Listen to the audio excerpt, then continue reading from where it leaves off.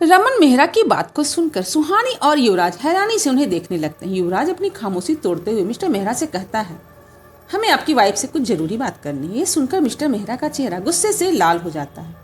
वो कहते हैं, देखो मेरे वाइफ की तबीयत ठीक नहीं रहती, इस वक्त वो तुम लोगों से कोई बात नहीं कर सकती। अब युवराज को भी गुस्सा आ जाता है। वो गुस्से में उनसे कुछ कहने ही वाला होता है, तभी सुहानी का हाथ पकड़कर उसे कुछ भी कहने से रोक लेती है। युवराज नाराजगी के साथ सुहानी को देखता है। सुहानी मिस्टर मेहरा से कहती, अंकल प्लीज हमारी बात। सुहानी इतना ही कह पाई थी कि मिस्टर मेहरा उसे बीच में ही टोकते हुए कहते, देखो हमें परेशान मत करो और प्लीज यहाँ से चले जाओ। युवराज को मिस्टर मेहरा का बर्ताव बिल्कुल ही पसंद नहीं आ रहा था। वो समझ गया था कि अब वहाँ रुकने का कोई फायदा नहीं है। युवराज बिना कुछ कहे सुहानी का हाथ पकड़कर उठ जाता है और उस घर से बाहर जाने लगता है। लेकिन सुहानी अभी और कोशिश करना चाहती थी। वो युवराज को रोकने की कोशिश करती है, लेकिन युवराज वहाँ रुकता नहीं और ना ही उसे रुकने देता है। युवराज और सुहानी मिस्टर मेहरा के घर से बाहर निकल जाते हैं। तभी उन्हें पीछे से एक आवाज सुनाई देती है, सुनो। वो आवाज सुनकर दोनों के कदम रुक जाते हैं और वो पीछे मुड़ते। वो देखते हैं कि आवाज देने वाले कोई और नहीं बल्कि मिस्टर मेहरा ही थे। मिस्टर मेहरा बड़ी संजीदगी के साथ उन दोनों को देखते हुए कहते हैं, इस माह की एकादशी की रात सिंघानिया मेंशन में चले जाना, तुम्हें तुम्हारे सवालों के जवाब मिल जाएंगे। मिस्टर मेहरा के ऐसा कहते ही युवराज का चेहरा डार्क हो जाता है। अब उसकी आंखों में घबराहट साफ साफ दिखाई दे रही थी, लेकिन उसका चेहरा हमेशा की तरह शांत था। सुहानी कुछ कहने ही वाली होती है, तभी मिस्टर मेहरा आगे कहते हैं, उस साये से बचने का सिर्फ एक ही तरीका है। सुहानी क्यूरियस होकर पूछती है, क्या? उससे जितना हो सके दूर रहो। मिस्टर मेहरा इतना कहकर अपने घर का दरवाजा बंद कर लेते हैं। उनका ये बिहेवियर सुहानी को बहुत अजीब लग रहा था। वो युवराज को देखकर कहती है, उनके कहने का क्या मतलब था? युवराज इस बारे में कुछ नहीं कहता, लेकिन वो मिस्टर मेहरा के कहने का मतलब अच्छे से समझ रहा था। वो समझ सकता था कि उस समय मिस्टर मेहरा ने काफी परेशानियों का सामना किया होगा, जिस वजह से वो अब इन बातों को याद नहीं करना चाहते। युवराज चाहता तो मिस्टर मेहरा को सब कुछ बताने के लिए मजबूर कर सकता था, लेकिन वो उस डर को अच्छे से जानता था जिससे मिस्टर मेहरा और उनकी वाइफ गुजरे थी। इसलिए युवराज उन्हें कुछ भी बताने के लिए मजबूर नहीं करता। युवराज सुहानी से कहता है, अब यहाँ रुकने का कोई फायदा नहीं है, चलो यहाँ से। ये कहकर युवराज अपनी कार में बैठ जाता है। युवराज की आवाज सुनकर सुहानी अपने ख्यालों से बाहर आती है और कंफ्यूज होकर वो भी कार में बैठ जाती है। युवराज की कार शिमला की तरफ बढ़ जाती है। युवराज काफी परेशान था। वक्त के साथ खतरा ज्यादा बढ़ता जा रहा था और यही बात युवराज को बेचैन कर रही थी। उसे लग रहा था कि शहर में जो कुछ भी बुरा हो रहा है उन सब की वजह खुद वही है। इधर युवराज की फीलिंग से अनजान सुहानी अपने मोबाइल में कुछ देख रही थी। कुछ देर बाद अपना फोन रखते हुए सुहानी कहती है, अच्छा अब मुझे समझ आया। सुहानी की आवाज सुनकर युवराज का ध्यान सुहानी की तरफ जाता है। वो कहता है, क्या कहा तुमने? सुहानी युवराज से कहती है, हाँ युवराज सर, मुझे अभी पता चला है कि महीने की एकादशी का दिन पवित्र होता है। उस दिन बुरी शक्तियां कमजोर पड़ जाती, शायद इसीलिए अंकल ने हमें उसी रात विशिंग वेल के पास वाले बंगले में जाने के लिए कहा है। आज से 3 दिन के बाद एकादशी है, तो हम उसी दिन वहां जाएंगे। ये सुनकर युवराज के चेहरे के एक्सप्रेशन बदल जाते हैं। वह गुस्से में सुहानी से कहता है, तुम वहां बिल्कुल नहीं जाओगी। सुहानी ये सुनकर शॉक्ड रह जाती है। अब तक तो युवराज खुद सना को ढूंढना चाहता था, लेकिन अब वो मना क्यों कर रहा? ये बात सुहानी को समझ नहीं आ रही थी। वो युवराज से कहते, लेकिन युवराज सर, सना को ढूंढने का बस यही एक तरीका है। बड़ी मुश्किल से तो हमें एक हिंट मिला है, उसे हम कैसे जाने दे सकते हैं? युवराज सामने रोड की तरफ देखते हुए कहता है, मुझे अब और इस बारे में कोई बात नहीं करनी। तुम वहां नहीं जाओगी and that's is a final. Yuvraj का ये एटीट्यूड देखकर सुहानी को भी काफी गुस्सा आ जाता है। वो अपनी आवाज थोड़ी ऊंची करके कहती है, मैं वहां क्यों नहीं जा सकती? क्योंकि वो पद्मिनी सिंघानिया का घर है इसलिए। युवराज सुहानी की इस बात का कोई जवाब नहीं देता। वो बस सामने देखते हुए ड्राइव करता। उसे एहसास नहीं था, लेकिन गुस्से में वो कार की स्पीड बढ़ाता जा रहा था। युवराज से जवाब ना मिलने पर सुहानी अपनी आवाज और ऊंची करके कहती है, युवराज सर, कार रोकिए अभी। सुहानी की बात को सुनकर युवराज कार की ब्रेक लगा देता है और सुहानी की तरफ देखता है। सुहानी युवराज की आंखों में देखते हुए कहती है, पद्मिनी सिंघानिया से आपका क्या रिश्ता है? युवराज कुछ नहीं कहता और सुहानी से नजरें फेर कर सामने रोड की तरफ देखने लगता है। युवराज को खामोश देखकर सुहानी अपनी बात पर जोर देकर कहती है, मैं आपसे कुछ पूछ रही हूँ। युवराज सामने देखते हुए कहता है, पद्मिनी सिंघानिया मेरे डैड की बिजनेस पार्टनर है।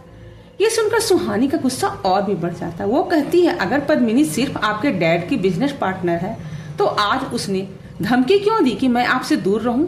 सुहानी के ऐसा कहने पर युवराज के चेहरे के भाव और भी ज्यादा कठोर हो जाते हैं। गुस्से में उसकी पकड़ स्टीयरिंग पर मजबूत हो जाती। वो चाह कर भी सुहानी से कुछ नहीं कह पाता। सुहानी आगे कहती, युवराज सर, आप खुद मेरे पास आए थे मुझसे मदद मांगने। जब तक आप मुझसे इतनी सारी बातें छुपाएंगे तब तक मैं आपकी कोई मदद नहीं करूंगी और ना ही मुझे आपसे कोई मदद चाहिए।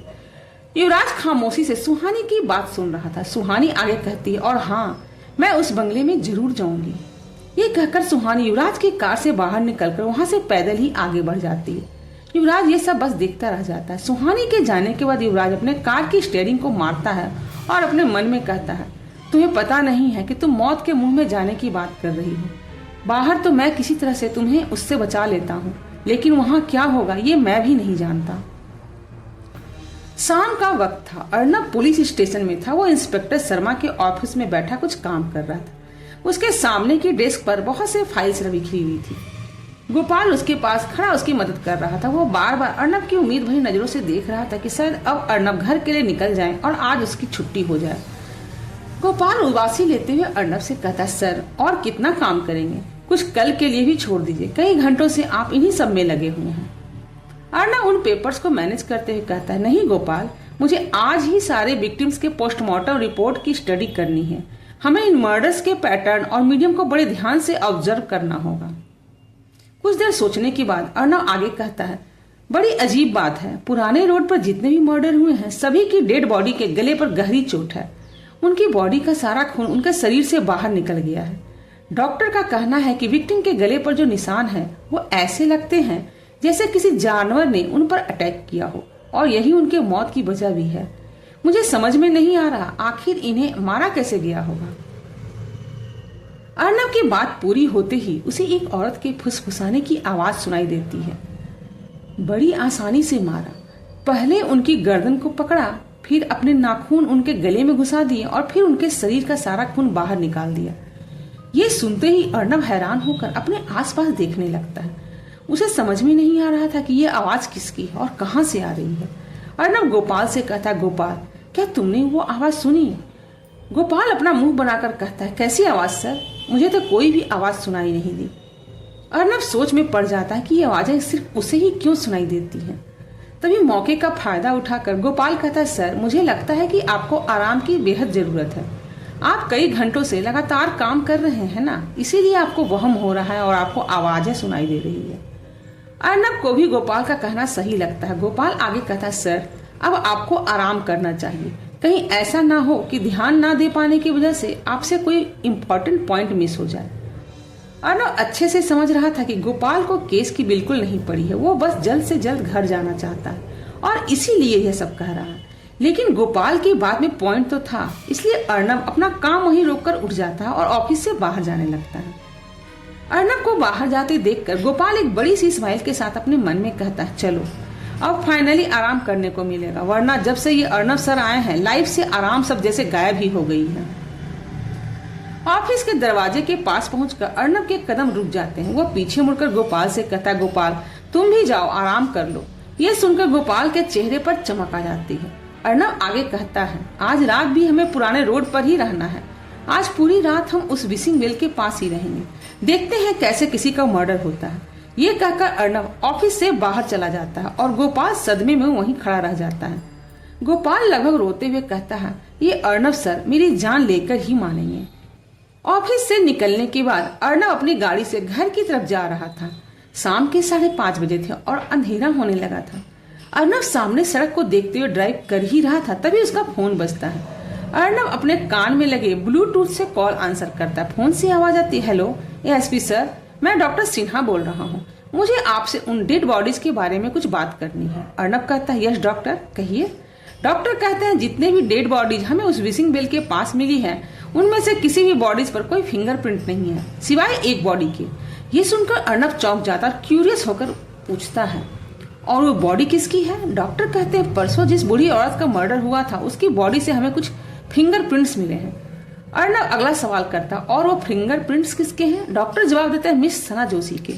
सना का नाम सुनते ही अर्नब अब हक्का बक्का रह जाता है।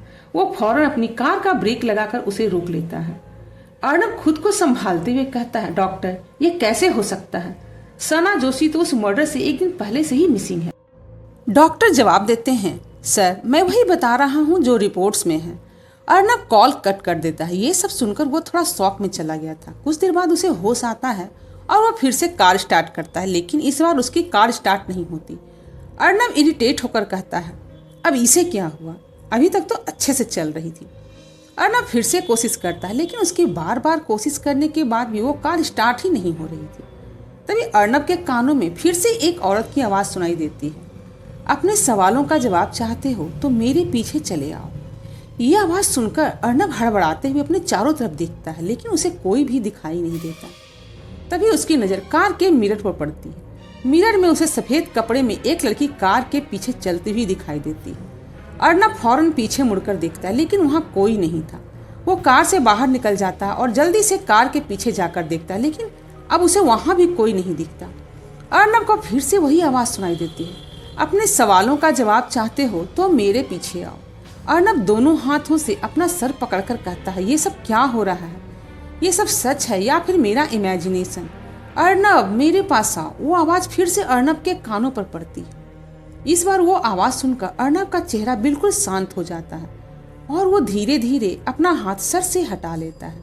अब उसके चेहरे पर कोई भी एक्सप्रेशन नहीं था और वह बिना अपनी पलकें झपकाए सामने देख रहा था। अर्नब अब सामने देखते हुए चलना शुरू कर देता। उसे देखकर ऐसा लग रहा था मानो जैसे उसका अपनी बॉडी पर कोई कंट्रोल ही ना रह गया हो। वो नहीं जानता था कि बेहोशी की हालत में अर्नब विशिंग वेल की तरफ बढ़ रहा था।